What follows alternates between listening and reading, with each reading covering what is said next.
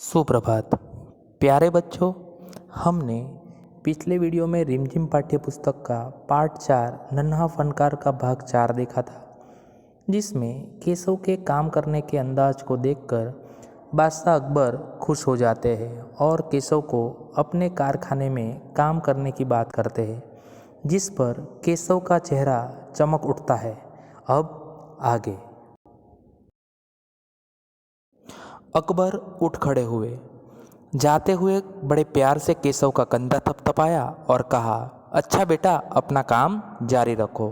अब बादशाह अकबर और केशव के बीच जो कारखाने में काम करने की बात हुई थी और बादशाह अकबर केशव के काम से जो प्रभावित हुए थे, इसके कारण वो केशव का कंधा जो है वो थपथपाते हैं। कंधा थपथपाना यानी शाबाशी देना। वो केशव को शाबाशी देते और कहते हैं, अच्छा बेटा, अपना काम जारी रखो। हुजूर, क्या आप दोबारा आएंगे? केशव ने बड़ी उत्सुकता से पूछा। अब केशव को बड़ी उत्सुकता हुई। उत्सुकता यानी कि जिज्ञासा, जानने की इच्छा हुई उसे कि क्या बादशाह अकबर आप यहाँ पर वापस से आएंगे? तब बादशाह अकबर क्या जवाब देते हैं, मैं ज़रूर आऊँगा केशव। फिर तो पूरे दिन संगत रासों के बीच केशव की धूम मची रही।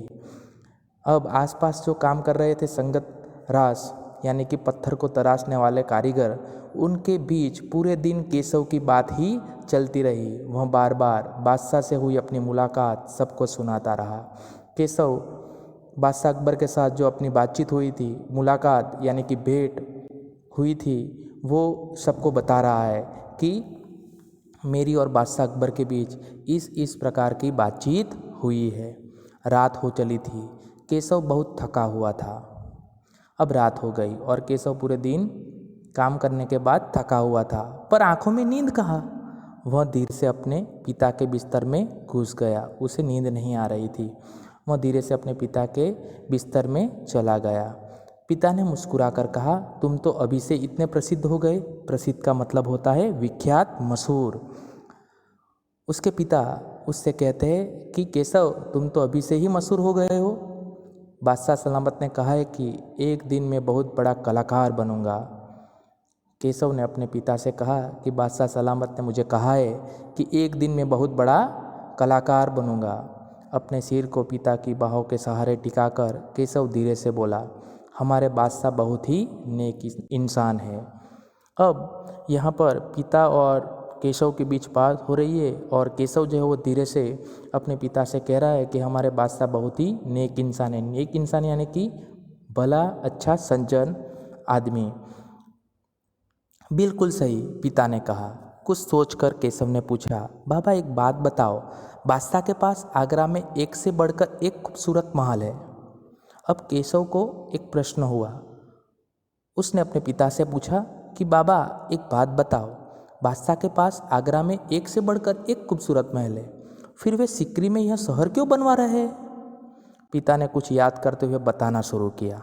हाँ बेटा, बादशाह का आगरा बहुत सुंदर शहर है, पर सिकरी में नया शहर बनवाने का भी एक खास कारण है।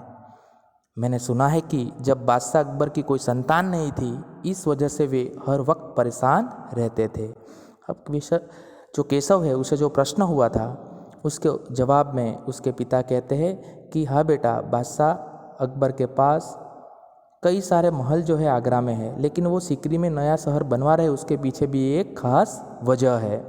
मैंने सुना है कि जब बादशाह अकबर की कोई संतान नहीं थी, इस वजह से बादशाह अकबर बहुत परेशान रहते थे। वे बहुत से साधु संतों और फ़कीरों के पास गए। औलाद न होने के कारण बादशाह अकबर जो है कई साधु संत और फ़कीरों के पास गए थे।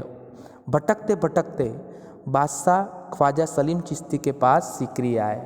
अब बादशाह अकबर जो है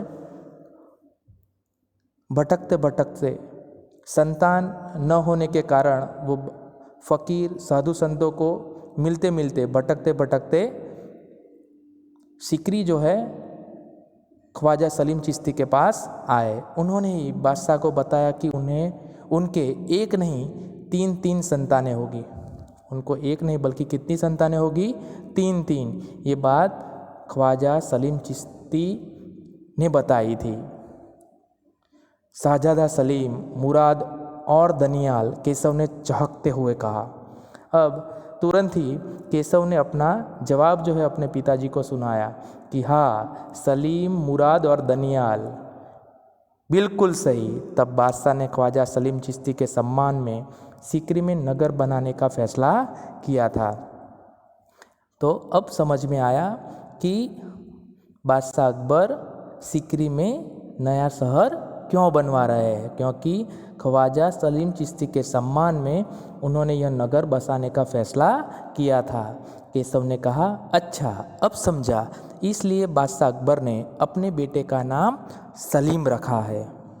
इसलिए केशव ने कहा कि अब मैं समझ गया हूँ कि बादशाह अकबर ने अपने बेटे का नाम सलीम क्यों रखा है। हाँ, और इसी कारण हम यहाँ एक नए शहर के लिए पत्थरों को तराश रहे हैं। केशव के पिता ने कहा, इसीलिए हम यहाँ पर ये शहर बनाने के लिए नए पत्थरों को तराश रहे हैं। केशव उन्नीदी आवाज़ में बोला। पिताजी ने देखा कि उनका लाडला बेटा सो गया है। अब केशव जो है पूरे दिन काम करते हुए थक गया था। अब पिताजी के साथ बातचीत करते करते वो नींद भरी आवाज़ में जो है बोला और उसके बाद उनका बेटा जो है वो सो गया। अच्छा बच्चों, यहाँ पर हमारा पार्ट 4 नन्हा फनकार पूरा हो जाता है।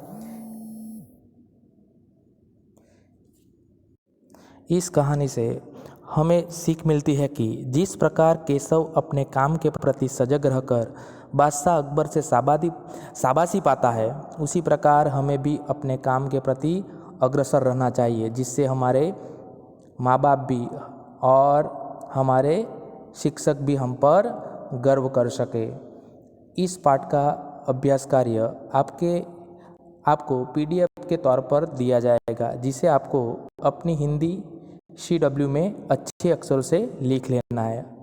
धन्यवाद।